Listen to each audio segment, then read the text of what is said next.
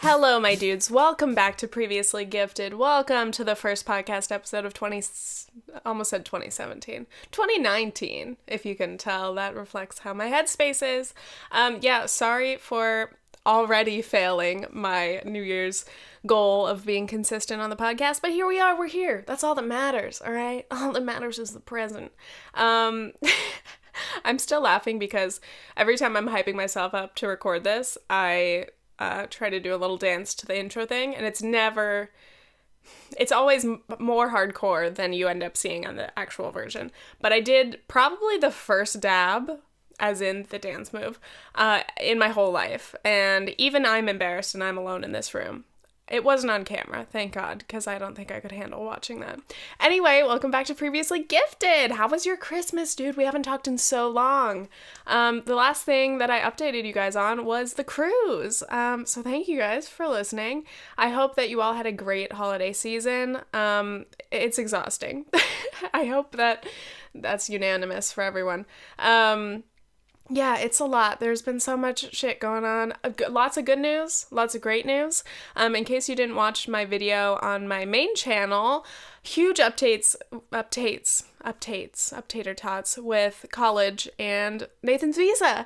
So, long story short, Nathan got his visa, so we are absolutely fucking chilling, and that was the biggest relief ever. And then I am going to school. Now, let me warn you, since posting that happy update video, some bullshit has surfaced, and I will have to deal with that. It's basically just like issues with my residency because I have to submit proof of residency, but I'm still in England and all of my documents and proof are in a box in storage in New York. And we don't get back to New York until just a few days before my semester starts. It's fine. I don't want to burden you with this knowledge, but I'm just saying, did I have a breakdown for the past 2 days trying to get rid of my immunization hold, register for classes, and then figure out this information? Yeah. Am I fine now? Yeah, sure. So, welcome back. How are you doing? I have to update you guys this episode. On my return to France, bitch. I went back to France, finally, and I was so, kind of nervous. I was like, how's it gonna feel, going back to France, my country? And I was really surprised that I hadn't gone back already. There was a moment during this whole time that we've been in England where I wanted to go back to Aix-en-Provence. Sorry, I'm getting too nervous. I wanted to go back to Aix-en-Provence, and I was looking at it, trying to see how much it would cost, and then decided against it, but I still want to go back so badly. But anyway, I went to Paris, and that's what today's episode is going to be about. I'm going to tell you a couple little stories and tings, because I spent my first few days of the new year in Paris, in France, with my friends from home, so it was a wonderful time. I'll tell you, just freaking sit back, relax, and listen up. But before we get started, as always, we have to give a shout out to our patrons. Thank you guys so much for deciding to support the podcast with a monthly donation. It is so kind. And this year, yes, this bitch is gonna actually work on doing bonus episodes. I think right after this one, I'm gonna record the first bonus episode monthly of Previously Gifted's Patreon this year. But I think I'll release that in a little bit. We'll talk about it. Anyway, you can go to patreon.com/previouslygifted if you're interested in figuring out if you want to join or whatever. I don't know. But we do have 2 new patrons who have joined since the last time we spoke. And their beautiful names, are Sarah Casey. Hi, Sarah Casey. Thank you so much for becoming a patron. And Nicole Krug, or Krug, or K-Rug. Probably not. Kruge. Oh, it could be Kruge, bitch. Nicole Kruge. No, it's probably Krug. Thank you, Sarah and Nicole, for becoming patrons. I hope you enjoy it. I hope I don't let you down. Sorry, my crushing disappointment is getting in the way of the podcast. And then we have the sponsors, our wonderful, lovely, low-key favorites of the pod. We have Hannah Baker, Kirsty McCulloch, Lauren Thomas, Eric Courtwright, Liz Walsh, and love you. Thank you guys so much. I really do appreciate the support. You guys are wonderful. So yes, today's episode is going to be about France. It's been a minute since I've said, have I mentioned I studied abroad in France? For those of you who are new or maybe just haven't heard me say that in a while, it is true. I did indeed study abroad in France in the spring semester of 2017. Was it the peak of my life? In some ways, yes. But in many ways, no. We'll talk about it. Yeah, so the weird thing is, let's throw it back to 2017. I spent New Year's Eve, aka December 31st, 2016, on a plane across the Atlantic heading to France. And I literally landed in first Portugal, and then I transferred. Landed in France, in Marseille, on January 1st, 2017. I was like, oh my God, I love this. I'm literally starting the year in France. Like, as if that has any, like, importance. It's like, wow, you literally started the year there. Great. But to me, I was like, there's not even one day of 2017 yet that I haven't been in France. It's the first day, bitch. So somehow I ended up visiting France exactly 2 years to the day since my very first time that I arrived in France. January 1st, 2019, your girl makes a return. It's so weird to me because France is very significant to me, like in my memory and my nostalgia.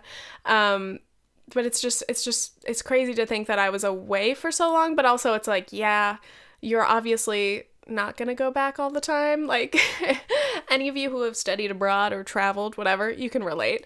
I mean, studying abroad, especially one semester, is a temporary thing. That is the essence of it. So it's just funny because it has such a weight, but really it's like, this is just a place that I happen to spend like 5 months of my life.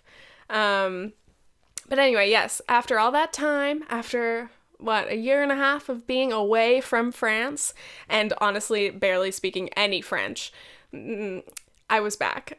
So basically the way that this all got organized was my hometown BFFs, my friends that I've been friends with since like middle school. We were like 12.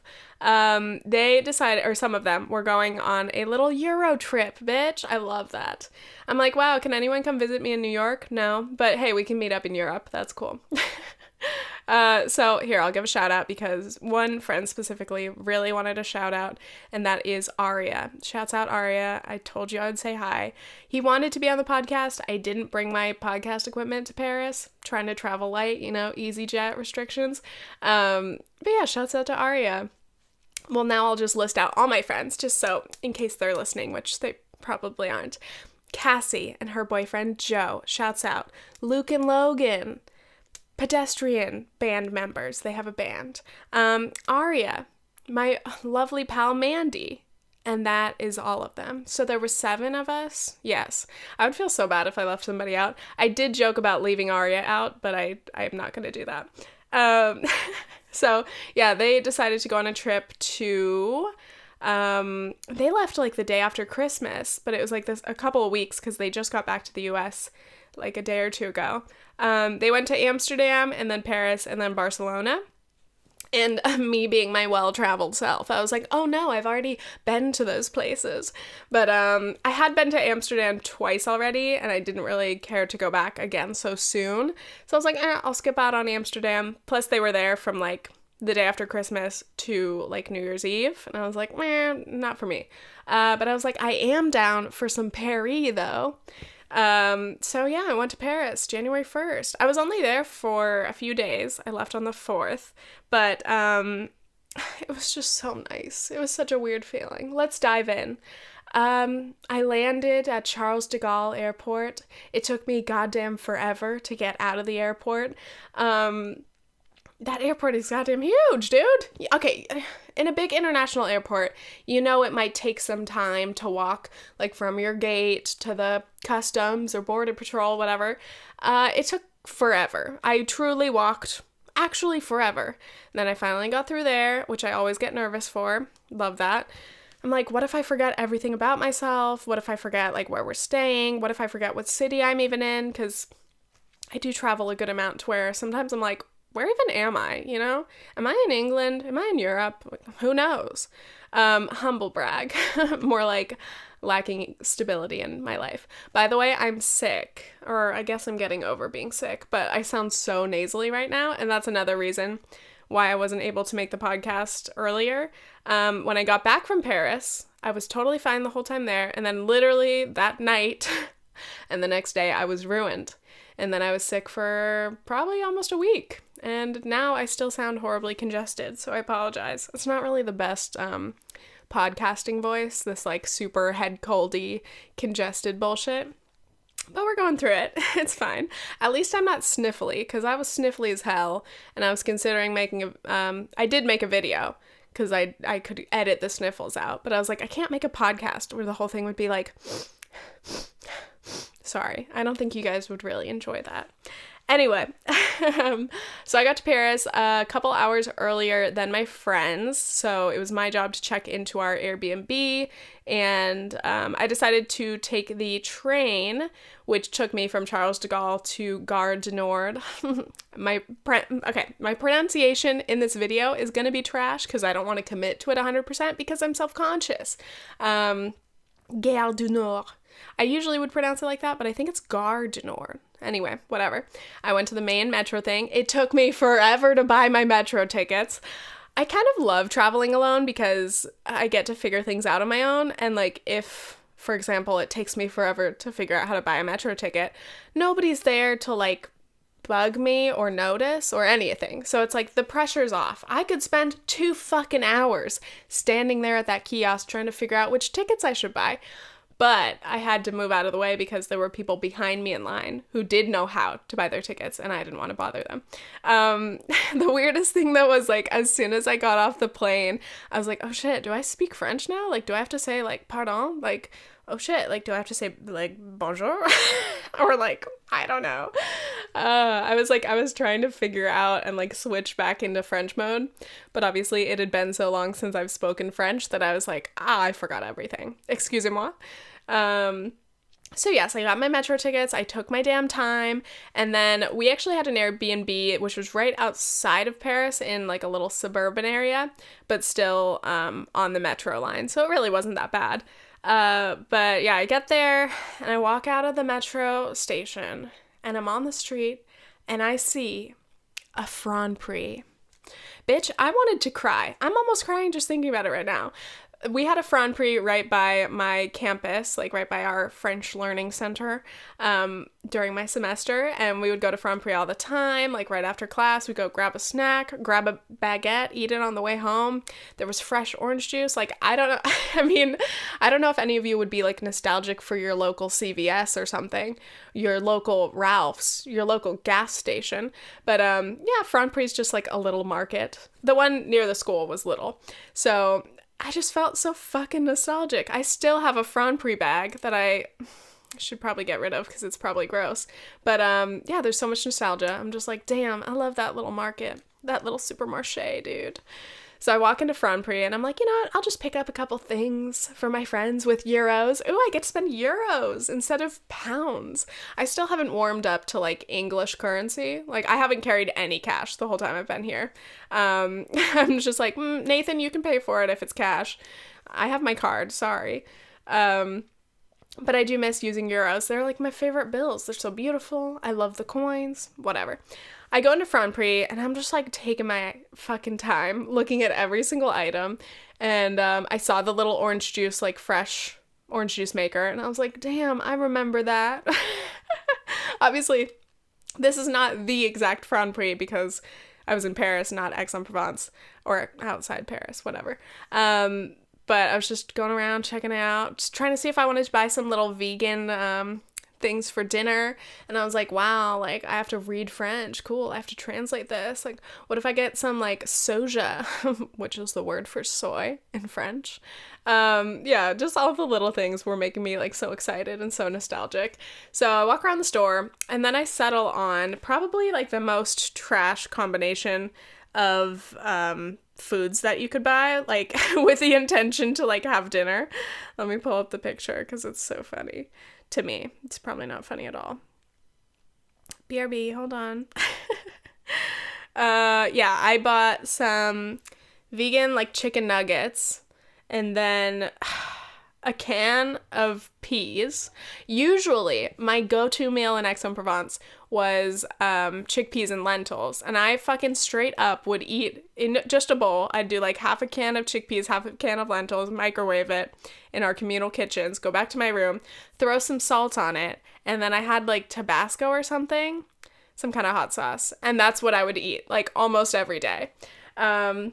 But then I thought about it and I was like, I don't want to eat just straight chickpeas. Like, I'm kind of scarred. Like, I ate too many during that semester. I don't want to do that. So I just got regular peas. And then I bought a fucking bag of Doritos, the sweet chili Doritos that are vegan, and I ate way too many of them during my semester. And then there are these accidentally vegan cookies that are like the perfect substitute for like Chips Ahoy. Just like a standard regular chocolate chip cookie for dunking in milk. But yeah, they're from the brand Granola, and I found them and I was like, oh shit, these are some dank ass cookies. I'm gonna have to buy some. I couldn't find any soy milk for some reason, but I bought the cookies and I was like, you know what, I'll eat them anyway. So then I get home with this kind of trash combination of foods. Checked into the Airbnb. I didn't know. I had to check in with a neighbor because the owners of the house were on holiday. So I was talking to the neighbor and I didn't know whether I should try to speak French or if I should just speak English because they were speaking French or they were speaking English with me. I was like, I'll just stick to English. But it was like this funny mess of franglais. Just both of us kind of struggling to communicate with each other as she showed me around the little place. The Airbnb we got, yes, is like a family flat loft place. It was really cool. But I didn't realize when I first booked it that like 2 of the beds are literally children's beds in like this kid's room. So there was like the parents' bed, which is like a queen, and then there was like a sofa bed, the sofa, 2 literal kid beds, and I was just like, somehow I will make this work between 7 adult people. I was like, you know what? It's chill. We all get to stay in the same place together. There's enough blankets for everybody. We'll be fine. You know, it's like that classic thing, like sleeping on the floor with your hometown buds. Relatable. Am I right? So I'm sitting at the the fucking Airbnb by myself for a couple hours before my friends get home. And it was like very weirdly open. Like everything was like glass, like floor to ceiling windows. And so I'm walking around and just looking at things, but I feel like literally everyone can see me because it was in like this courtyard. So looking out, I could see into other people's places and I knew they could see me, and there were no curtains or anything, and I was like, god damn, am I just like, first of all, super isolated as a person, because I love to like close the windows, close doors, like I just love to lock myself into a dark room, you know? But I at least like to close curtains because I don't like the thought of somebody seeing me, even if I'm just sitting there eating cookies, chips, Doritos, whatever. So yeah, I was like, maybe the French are just super open people, you know? They're just like, I'm an open book, we're French, bitch. Like, you can watch us our whole day long. Like, we do not mind. And there were literally windows. This place was very modern. It was very cool. But there were windows, like, on the wall between the parents' bedroom and the living room. So you could see, like, right through if you wanted to. Again, a modern design choice. But for me, I'm like, not necessary. Kind of weird. So I'm like exploring and sitting there awkwardly for a couple hours before my friends get there, and then they arrived and I was so excited. I was like, oh my god, my friends. Some of them I hadn't seen for like a full year since the last New Year's Eve when we were all together in Los Angeles. And then I feel fucking weird calling it Los Angeles. I don't know why I just did that. LA in California. Ever heard of it? Yeah, the last time I had seen half of them was at New Year's the year before, and then I had seen Mandy and Cassie when I visited LA in the summer before I started camp this year again. So yeah, either way, I'm like, my buddies, it's time to fucking chill. I was so excited. I have to take a break because I can hear my nose like, and I probably need to blow my nose or something. Here's a break. See you in a second. Bye.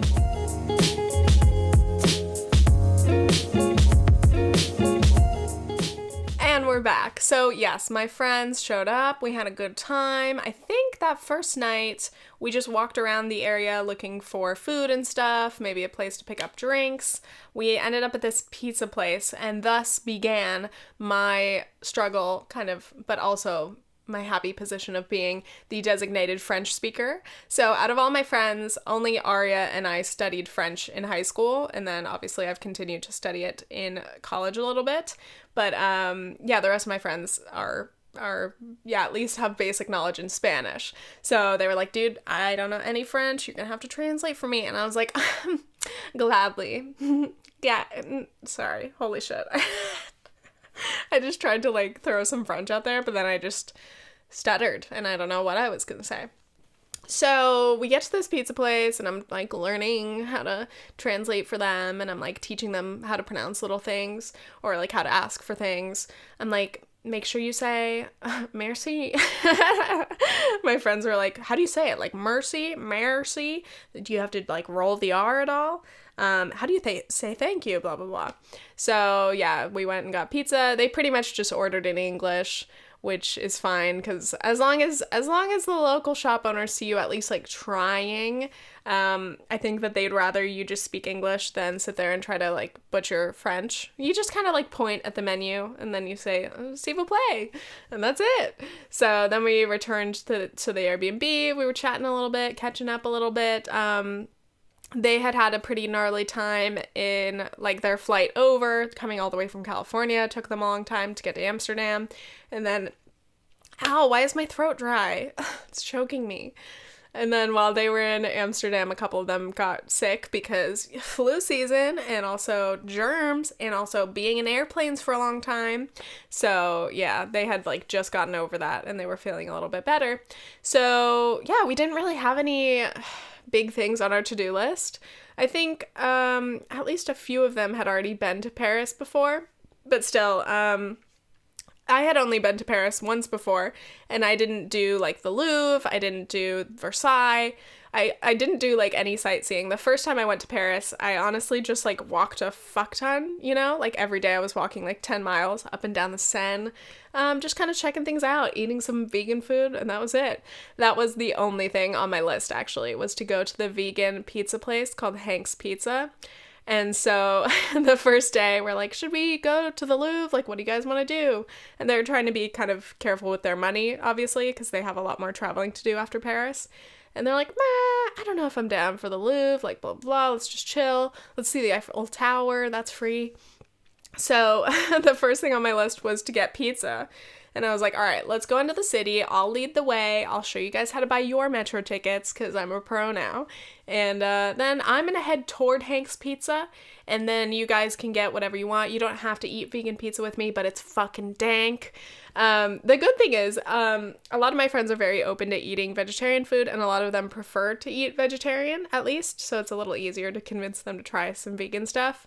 Luke goes to Berkeley, so he's a very liberal dude. That's such a dorky, cringy thing to say. Luke, if you're listening, sorry for the cringy thing. But I mean, honestly, Berkeley is a very progressive and vegan and vegetarian friendly place. I think that's just an obvious thing to say. So I was happy about that. And then, yeah, a couple of my other friends eat veggie sometimes.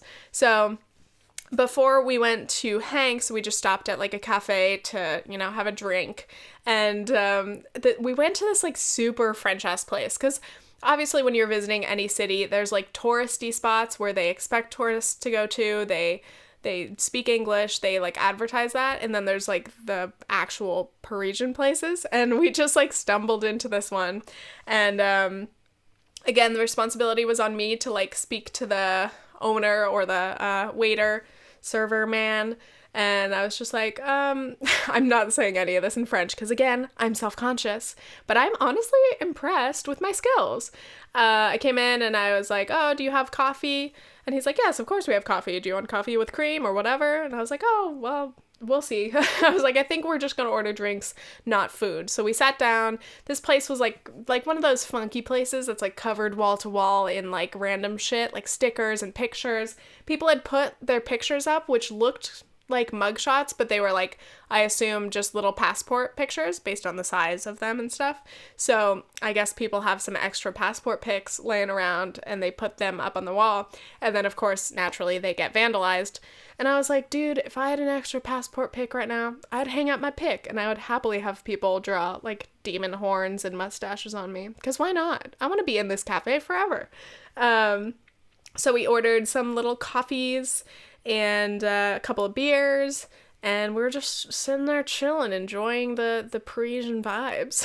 And after that, we headed to Hank's. Oh my god, I want to cry. Dude, even if you're not that interested in vegan food, but if you are, 100%, if you end up in Paris, you cannot not go to Hank's Pizza. They also have Hank's Burgers, which are really good, but I love the pizza even more. This pizza is like, okay, because I love vegan pizza. Sometimes the cheese is sad. Sometimes it's I'm just like, oh, I'm excited to be eating pizza.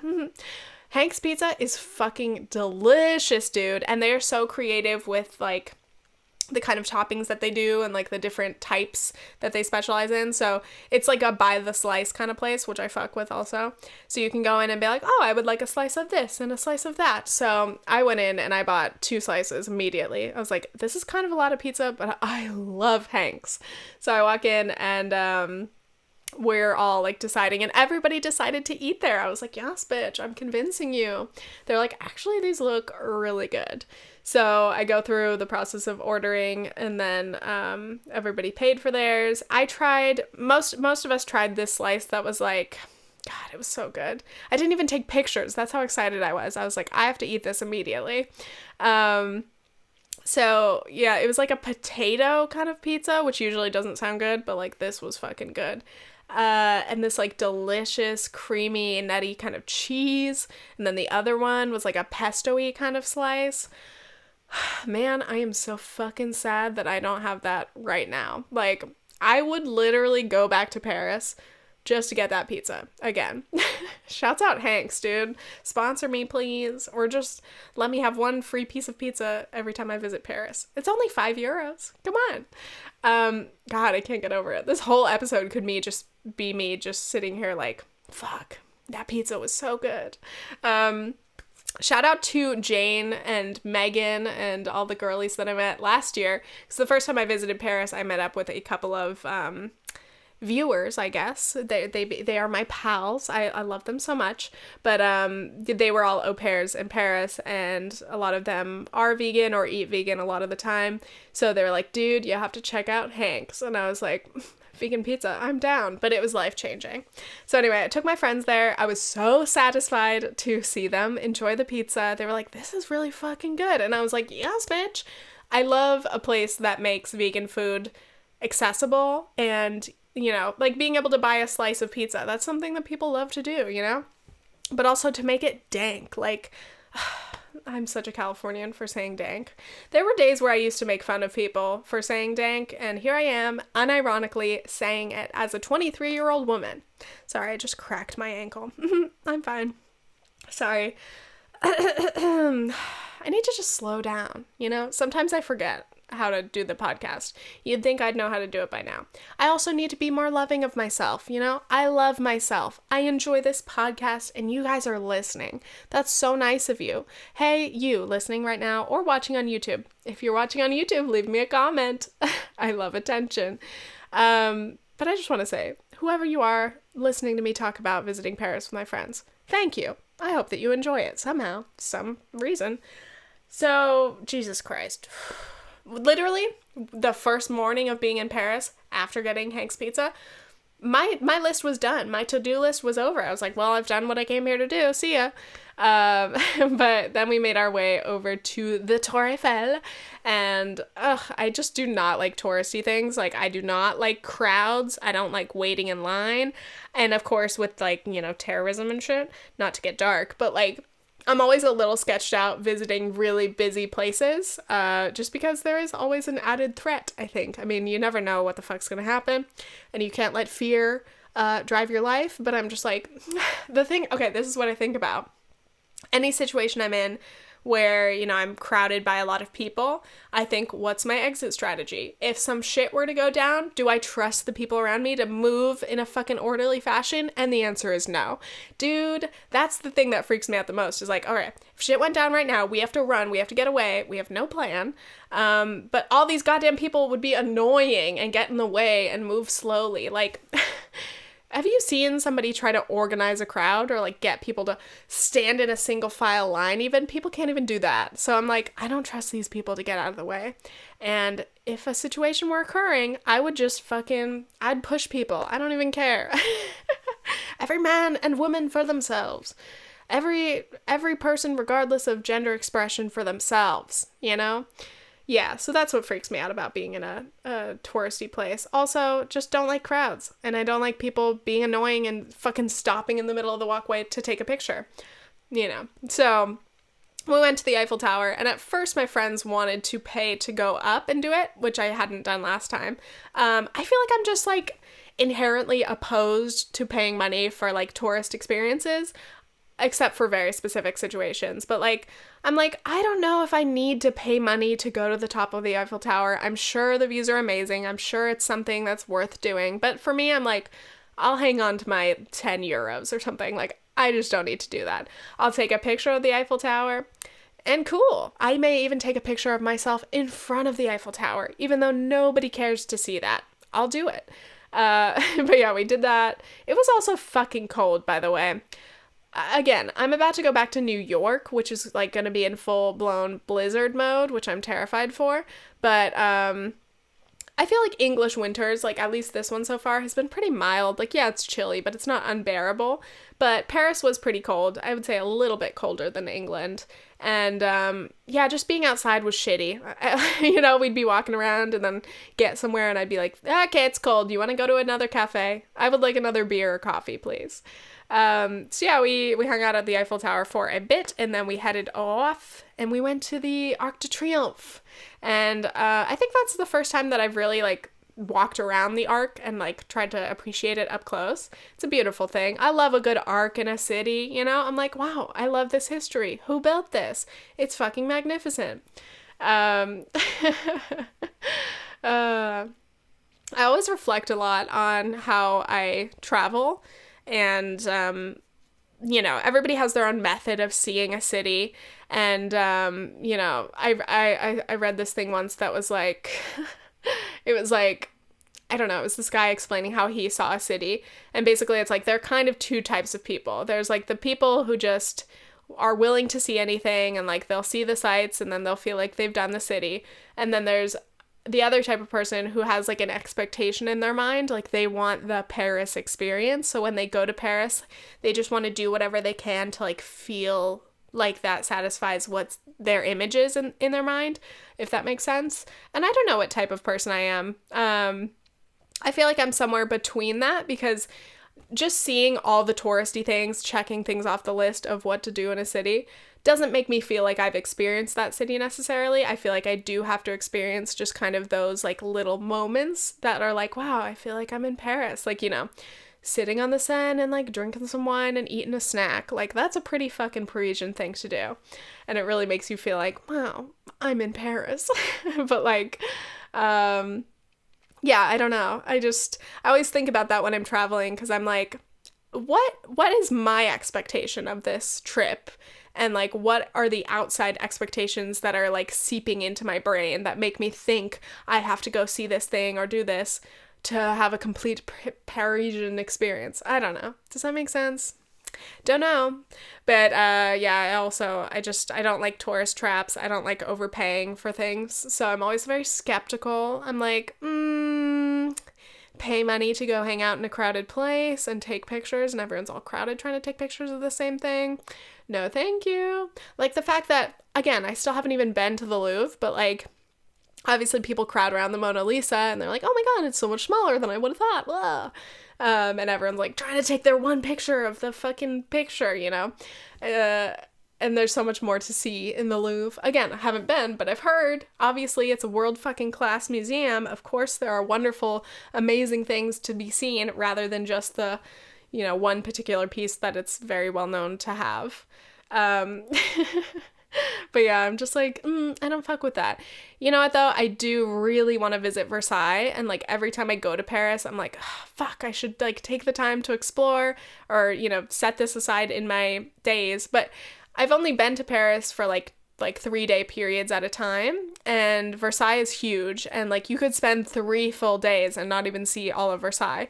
Plus it's like a little bit outside of the city, obviously, so like you have to plan ahead, and I have just failed to do that so far.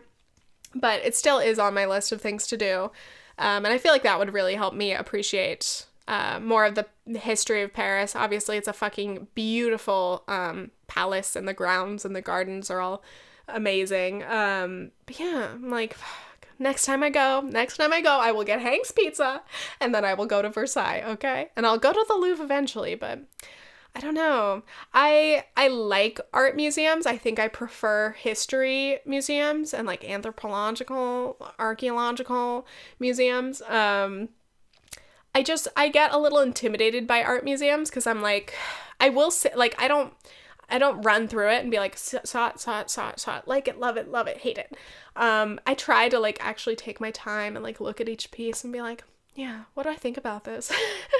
But I always feel like intimidated because I have not really been taught anything about art or art history or different, just different types of art. So it's like, I feel like you can obviously appreciate it much more if you have a little bit of knowledge behind that. Like, oh, this is an impressionist painting. This was really groundbreaking for the time, So maybe if I do a little bit of art history lessons, then I can go to the Louvre and I can finally appreciate it. But also it's like, it's just beautiful. Even like not even just the art, like the actual museum itself is beautiful. So I feel like it doesn't take a fucking art major to appreciate it. But anyway, again, I just want to do it justice when I actually go visit. That's all. I'm also, okay, I have to talk about something. Aria said this to me in the airport when we were all waiting for our separate flights because I was coming back to England and they were going to Barcelona. Aria, I had laughed at something and he's like, I want to record like the sounds that you make. And I was like, what? And he's like, you do this like fake laugh thing. And I just wish you could hear it. And I was like, what? I was like, I don't fake laugh at anything. But then I realized in that moment that Nathan has told me the same thing. He's like, there's this laugh that you do that sounds like a fake, like sarcastic laugh. And I'm like, what? I probably sound like a fucking dick to everybody. I think I do notice it a teeny bit in the podcast because there are moments where I laugh and because I'm talking to myself alone, it kind of seems fake, I guess. But I'm just like, that's just me. Oh no, I sound like a sarcastic fake dick all the time. Like I'm resisting the urge to laugh at this. I think it's that laugh where I'm just like, and it does sound fake, but I just want to address it. And I want to say, Aria, I'm sorry that I do this fake laugh, but it's real. Sorry. There I go again, fake laughing. Okay, to be fair, that laugh is intentional. That's a laugh that's kind of doing a character in my head. That's like this. It's like that. That's a character. I'm an actor. Okay? Wow, getting overwhelmed. Okay, let's go back to my notes to get back on track. So, yes, bitch. Okay, I can't emphasize how nice it was to be able to speak a little bit of French, though my brain was struggling. I forgot so many words. But it was so nice to be able to have the confidence to walk in with my friends who don't know any French and are relying on me to be able to walk into some kind of a little cafe that they don't speak English, and I don't expect them to speak like wonderful English anyway. But it was nice to be able to like order drinks and order food and ask like little questions and not worry. And honestly, after the number of years that I've spent studying French and the fact that I spent a semester abroad, you would hope that I would maintain some fucking level of French, But yeah, there was this night where Luke, Logan, Mandy, and I went and tried to find like a bar near us. But again, we're in the suburbs, so like not a lot was open, even at like 10 or 11 p.m. We're like, I just want to go somewhere, grab a drink, and hang out. So we found this one place that was like this very empty, like diner style place. And there was the the owner guy like at the bar, and then there were only 2 other people in there that he was like chatting with at the bar. So we walk in and it said that it was going to be open till like midnight. So we're like, oh, we'll just chill here. Sure, they've got drinks. So we sit down at this table and I help my friends order their drinks. Like I'm trying to help Mandy pronounce red wine, which, okay, the word for wine has been hard for me to pronounce because, sorry, let me wake up my computer. I just want to make sure it's still recording. Because that'd be fucked up if it wasn't. If it weren't. Sometimes I hear my grammatical mistakes in videos or podcasts, and I'm like, God damn it, you stupid idiot. But it's fine. We don't always have perfect grammar. Anyway, I'm teaching my friend Mandy how to say red wine, and I'm terrible at pronouncing the word for wine, which is vin. Vin? Vin? This is bad. I'm sorry. But basically, I just say it quickly. And then I hope that they hear what I'm saying. So I'd be like, oh, it's just vin rouge. Oh, that was gross. Oh, I'm sorry. This is horrible. Vin. Ugh, it sounds like vin as in 20. Vin rouge. No, ew. I do not say it like that. For any of you who don't know French, and if you do, just everyone is cringing. Rouge, okay? We all know the word for red. It's rouge. Vin rouge. Vin blanc, you know? Une bière, you know? What else were my friends asking? Luke was like, I just need to get my merci and my s'il vous plaît down, you know? So I was teaching my friends basically only how to order a drink and say please and thank you. But yeah, we're sitting at this place having a couple drinks, and then Mandy has to pee, and at one point she gets up, goes to the bathroom, which is like way in the back, like around a corner. She comes back and she's like, guys, the bathroom, it's like just a hole in the floor. And we're like, what? She's like, yeah, I walked in and there's a sink, but then there's just a hole in the floor, and I think you're just supposed to pee in that. And I was like, what? And the guys were like, no way. And so then the guys went and they came back and they're like, yeah, it's just a hole in the floor. You just pee in it and then you can flush it. And she's like, what? They're like, yeah, there's like these like little foot holders on the side where you can put your feet and kind of like crouch down and then you can pee. Obviously, that's not how a man would pee, but for women. Or, you know, whatever, however you want to pee. Do you ever catch yourself and you try to be a little bit more like trans friendly or like, you know, non-binary inclusive, and I'm just like, oh my god, I'm being so hetero fucking cis normative right now. That was a moment where I'm like, oh, catch yourself. If you pee standing up, it wouldn't affect you. If you are a person who pees crouching or sitting, it would affect you. There you go. All you gotta use is like people. It's an easy way to describe anyone. So yeah, we were sitting here and just being absolutely mind blown over something that's probably rather normal in France. But to be fair, I hadn't seen it. Yeah, there was no toilet. It was just like a little hole, and then it had the plumbing, and then you'd put your feet there and you'd just pee into it. And they're like, what would you do if you had to shit? Like, would you try to shit in that hole? Like, you'd have to aim. And I'm like, I don't think you'd want to try to shit in that because it's not like a toilet bowl. There's no guarantee that it would all get flushed away. And imagine being the dude who fucking shit on the floor, basically, and tried to spray it away with the fucking flush. But we were just laughing so hard at that. And it was just such a moment. It doesn't sound funny at all when I'm retelling it. But one of my good memes from Paris. Sorry, had to be there, you guys. What else is on my list? That's basically it. I mean, I just had such a good time. Again, like being with my friends, who I don't get to spend a lot of time with anymore. Obviously, everybody's all over the place, either at different colleges or just working or, you know, like your schedule. It's never easy to meet up with your friends after high school, and that's like the saddest thing because, again, like me and this friend group, we've all been friends basically since we were like 12, 13, and that is so rare to still be friends with the same group of people, and I'm really lucky to have my friends. But we were just reminiscing so much about fucking middle school or like high school, like all the bullshit and all the great shit that we used to do, and just kind of like reflecting on where we all are now. We're like, okay, who's graduated? All the boys seem to study either fucking math or engineering. Like, you little geniuses, what's up? And then girls over here were like, I don't know.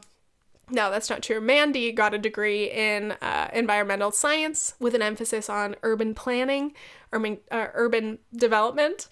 And she was going for a job interview, so she was excited about that. But yeah, I'm like, look at me and my smart ass wonderful friends who I love so much. Look at us in Paris, chilling at our Airbnb, freaking going to cafes. Nobody was smoking cigs, but it would have fit the image. I don't support it, but it would have fit the image. It would have felt pretty Parisian. Cassie was wearing a fucking beret. You know, there are just certain things you have to do when you visit Paris, even though, yes, it's stereotypical, and yes, it falls under, you know, a very probably inaccurate view of what Parisian life is like, but you gotta do it when you're there, you know? When you and your Cali friends are in Paris, you just do it. Okay, I'm gonna take a little break, and then we'll get back and we'll chat a little bit more. Thank you for listening. Why am I suddenly so energized? I'm literally, for those of you listening and not watching, I've got the like rock hands up, 2 hands, and that's what I'm doing right now for no reason. Okay, see you in a sec.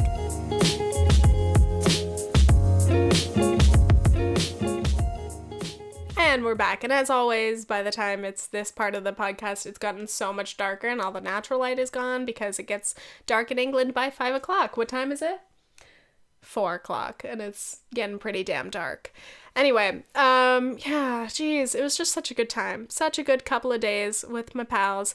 I had intended to meet up with a YouTube pal who goes by the Purple Palace, aka Shayna. She listens to the pods. Shouts out if you're listening. Yeah, and I really wanted to be able to meet her. She's super fucking cool. She's an artist. She lives in Paris, and yeah, I just didn't end up having the time, and like the 2 full days that I was there were just taken up by hanging out with my friends. But I don't regret that because obviously I don't get to spend a lot of time with them. And honestly, I'm sure that somehow in the next year or so, I will be able to come back and visit Paris again. And I would love to meet up with her when I'm available. That's the struggle. Like every time I'm traveling, I have this ideal version of like, oh, I should be able to meet up with somebody. Like I've got plenty of like YouTube friends or acquaintances that I'd like to meet or hang out with. Or even, you know, I get a lot of requests for like, do a meetup or like, let's hang out at like a vegan cafe from like viewers and listeners and stuff. And I would fucking love to meet you guys. But like every time I'm traveling, I'm like, oh, I'm only in town for like 2 days. I either have like friends or family to meet up with already, or I have things to do. And it's always just hard to like find the time to organize that. Also, yes, I am a little sketched out trying to meet up with people because it's like, I don't think I will ever just be like, hey, here's this public meetup. I'll be at this place at this time because I'm just too sketched out. And honestly, I think we have to be careful about our safety. You know, obviously not just like online people like me, but like anyone.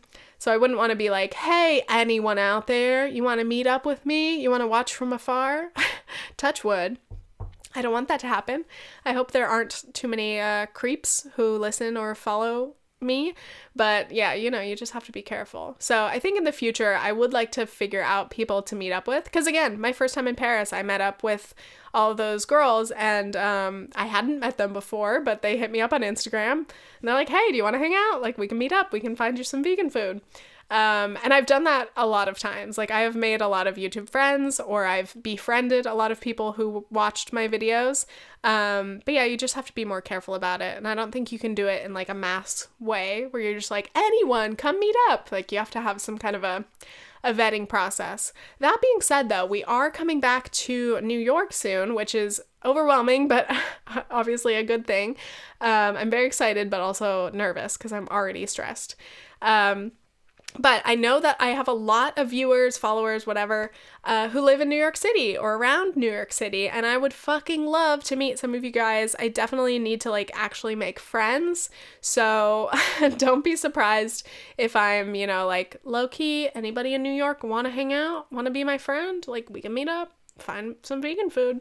That's kind of all I ever want to do with people. I'm like, you want to get some coffee or some vegan food? Because that's all I'm interested in. But really, I'll give you a little lowdown with, I mean, I told you slightly what my school problems are, but okay, as of right now, we have less than a week until we leave here, and then I'll be in London for a few days, and then we are flying back to New York, and hopefully we'll be able to find an apartment as soon as possible, but I also may possibly be starting school like that week, and it's just so overwhelming to think like, I have to get to school without like having a place. We're staying with our friend, and then I'm going to be kind of living out of my suitcase until we find a place. And I just have to mentally prepare myself and calm down in advance, knowing that the next 3 weeks are going to be very busy, probably pretty stressful. Obviously, I have the pressure of trying to be good here on YouTube and stay consistent. But it's like, okay, give me a hall pass for the next 2 or 3 weeks until around the start of February, because I just have to get my shit together. Like, there's no way I can make podcast episodes and videos until I have an apartment to live in, you know, until I get my school shit together and hopefully don't get fucked over in some way. But I am so goddamn excited for the thought of finally moving into a place, settling down, unpacking, putting our fucking suitcases in storage and far away. Because once I can get in a routine, I am just so excited. I'm so excited to be able to be in my own situation, my own environment, you know, not working off anybody else's schedule. I'll have my own school schedule, my own video schedule, podcast schedule, all of that. And it'll be more so up to me to maintain a schedule and be consistent. Whereas like this whole time in England, I've slightly more so been on like Nathan's schedule, which is fine, but like we're in England, we're visiting his family, his friends. It makes sense to be on his schedule. There's nothing on my schedule. There's nothing that could be on my schedule other than making my videos and shit. But it'll be nice because, you know, Nathan will go back to work and he'll have like his schedule and we'll just feel more like in our own situations, which is good because then you get home and you get to be like, oh, hi, honey, good to see you. How was work? And you get to make dinner together and chill and watch Netflix and do the regular shit. And I'm just like, you know, you guys know I talk about it all the time. I'm just very excited to get back to, you know, a level of stability and normalcy and being able to have my shit together because I hate feeling disorganized. I hate feeling rushed. But yeah, obviously the situations I've been in have been just a little messy and it takes a lot of shit to iron out those wrinkles, so to speak. Anyway, thank you guys so much for listening. Yes, as I said, don't be surprised if I take like 2 weeks off, but I would love to return with a new podcast episode at the end of February, and I'm going to record a patron episode. So there will be a bonus episode if you are a patron.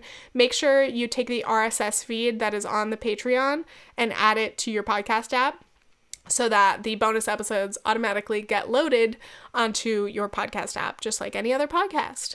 And yeah, stay tuned. I love you guys. Whatever you're doing, I hope that you're not stressed. I hope that you take the time out to make a good meal for yourself.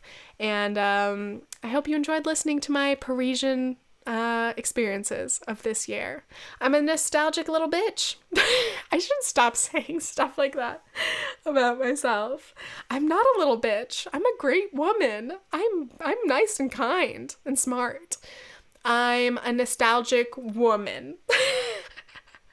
I love that. You gotta catch yourself when you're saying like self-defeating things. I think I'm just hungry also. We have dumplings.